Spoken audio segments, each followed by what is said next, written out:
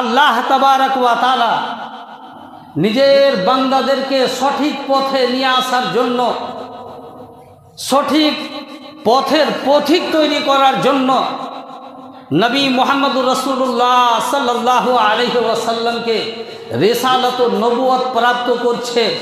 আর সেই রিসালাত ও নবুয়ত প্রাপ্ত হওয়ার প্রথম সিঁড়ি কিংবা এক নম্বরে যে আল্লাহর তরফ থেকে আল্লাহর পেগাম, আল্লাহর মেসেজ আসছে, সেই মেসেজটা কি, আল্লাহর পেগামটা কি?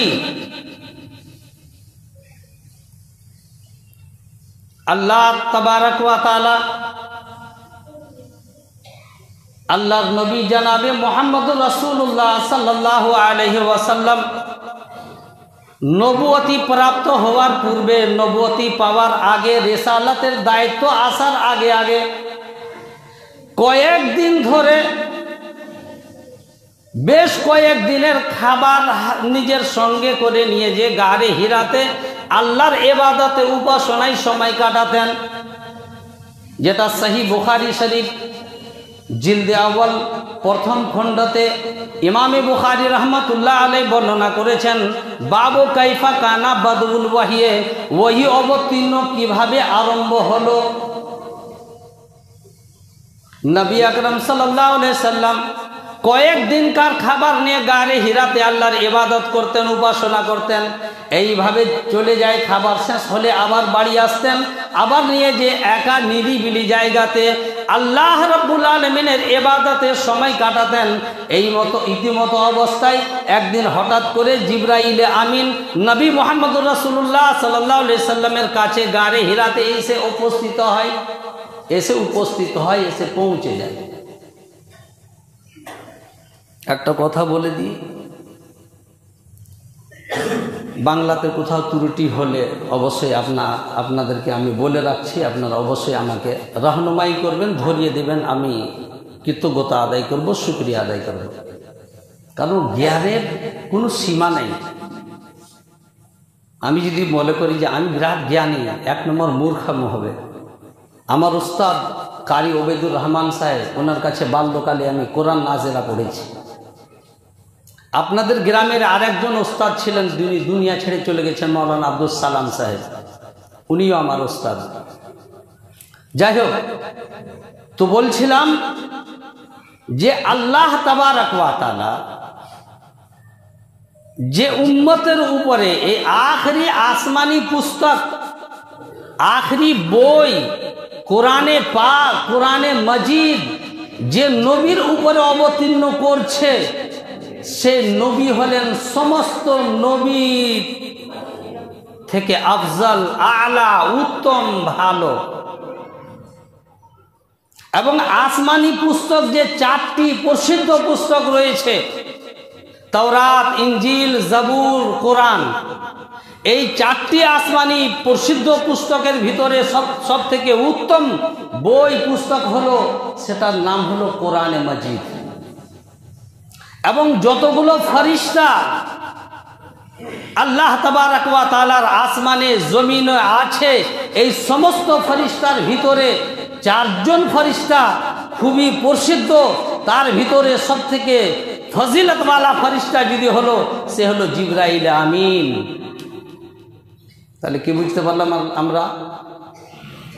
যে আসমানি বইটা আল্লাহ রাব্বুল আলামিন যার দ্বারাতে পৃথিবীতে পাঠাচ্ছেন, সে ফেরেশতা হলো সবথেকে উত্তম।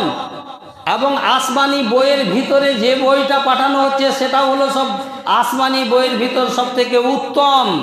এবং যে নবীর কাছে পাঠানো হচ্ছে, সে নবী হলো সমস্ত নবী থেকে উত্তম।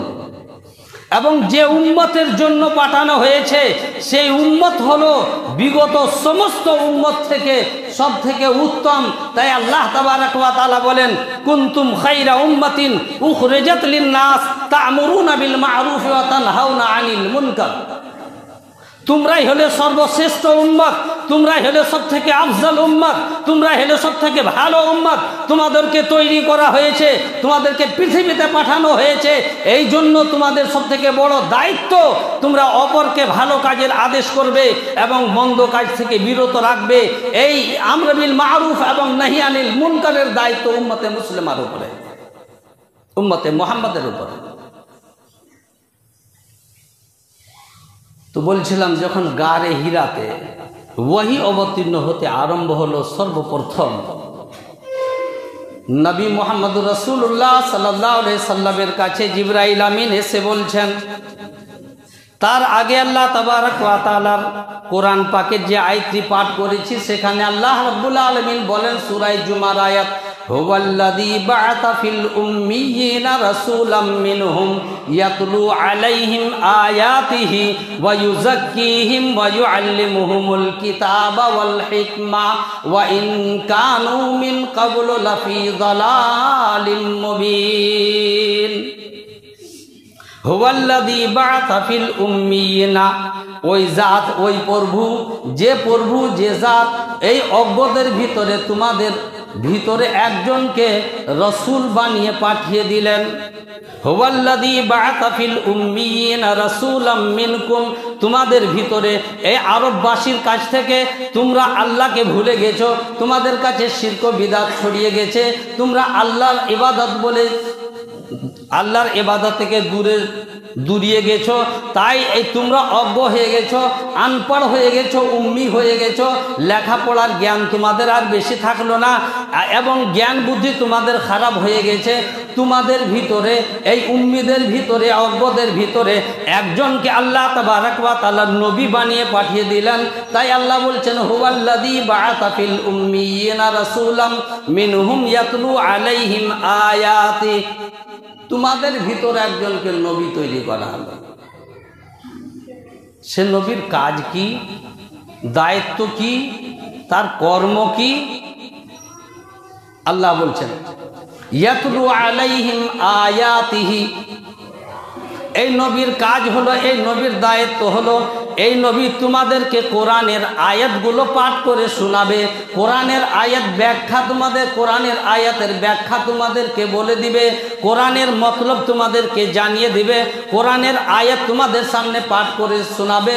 হুয়াল্লাযী বা'আতা ফিল উম্মিয়িনা রাসূলাম মিনহুম ইয়াতলু আলাইহিম আয়াতিহি ওয়া ইউযাক্কিহিম, দ্বিতীয় কাজ হলো নবীর তোমাদেরকে শিরক বিদআত গুনাহ থেকে দূরিয়ে রাখবে, তোমাদের গুনাহগুলোকে মোচন করে দিবে, সাফ করে দিবে, পরিষ্কার করে দিবে। ওয়া ইউযাক্কিহিম,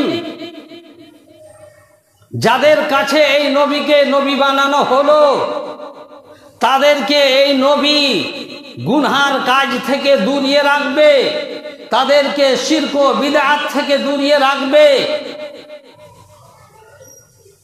ইউযাক্কিহিম, পরিষ্কার করে দিবে তাদেরকে। পরিষ্কার করেনি? নবী আকরাম সাল্লাল্লাহু আলাইহি ওয়াসাল্লাম বলেন যে কোনো মানুষের বাড়ির পাশে যদি একটা নহর কিংবা নদী থাকে, নালা থাকে, আর ওই মানুষটা যদি ওই নদীতে, ওই নালাতে যদি দিনে 5 বার গোসল করে, হাল ইয়াবকা মিন দারানিহি শাই, তাহলে তার শরীরে কি কোনো ময়লা বেঁচে থাকতে পারে? সাহাবাবর্গদেরকে আল্লাহ রসুল জিজ্ঞাসা করলেন, সাহাবা ইকরাম বলছেন জি না, কখনোই থাকতে পারে না। তাই আল্লাহ রসুল বললেন, অনুরূপভাবে একজন ব্যক্তি যখন 5 ওয়াক্ত নামাজের জন্য ওযু করবে, মুখমণ্ডলীকে ধুয়ত করবে, 2 হাতকে কেহনি পর্যন্ত ধুয়ত করবে, মাথা মাসা করবে, কান মাসা করবে, 2 পাকে যখন ধুয়ে নেবে, তার হাতের গুনাহ, পায়ের গুনাহ, চোখের গুনাহ, যা কিছু সগীরা ছোট্ট মোটো গুনাহ হয়েছিল, এই সমস্ত গুনাহগুলো সাফ হয়ে যাবে, গুনাহ থেকে সে পাক হয়ে যাবে, পরিষ্কার হয়ে যাবে। ওয়া ইউযাক্কিহিম, সে নবী তাদেরকে, এই উম্মতে মুসলিমাকে গুনহার কাজ থেকে, শিরক বিদআত থেকে, মূর্তি পূজা থেকে পাক করার জন্য ওনাকে নবুয়তি দেওয়া হয়েছিল। 3 নম্বর কথা কি? ওয়া ইউআল্লিমুহুমুল কিতাবা ওয়াল হিকমা, এই নবীর তৃতীয় নম্বর কাজ হলো ইউআল্লিমুহুমুল কিতাব ওয়াল হিকমা। এই নবী মুসলিম জাতিদেরকে, বিশ্বের মানুষকে, সমস্ত মানব জাতিকে শিক্ষা দিবে, কিতাবের জ্ঞান দিবে, হিকমতের জ্ঞান দিবে, সায়েন্সের জ্ঞান দিবে, টেকনোলজির জ্ঞান দিবে, এক কথায় ভূগোলের জ্ঞান দিবে। সমস্ত রকমের জ্ঞান এই নবী মুহাম্মদুর রাসূলুল্লাহ পৃথিবীবাসীকে দিবে। আপনারা বলবেন মাওলানা, টেকনোলজি, সায়েন্সের, বিজ্ঞানের জ্ঞান কোরআন হাদিসে আছে নাকি? আমরা এটাই জানি যে মাদ্রাসাতে পড়ানো কিংবা মাদ্রাসাতে পড়ার মানেই হলো কোন রকম করে ফারিগ হয়ে মাথায় পাগড়ি বাঁধার পরে তার হাতে চেক ধরিয়ে দেবে, আর সমাজের লোক ওকে এমন চোখ দিয়ে দেখবে যে ওর চোখে যদি চোখ মিলে যায় তো ওই মুলবি কোন দিকে পালাবে রাস্তা খুঁজে পাবে না। জি।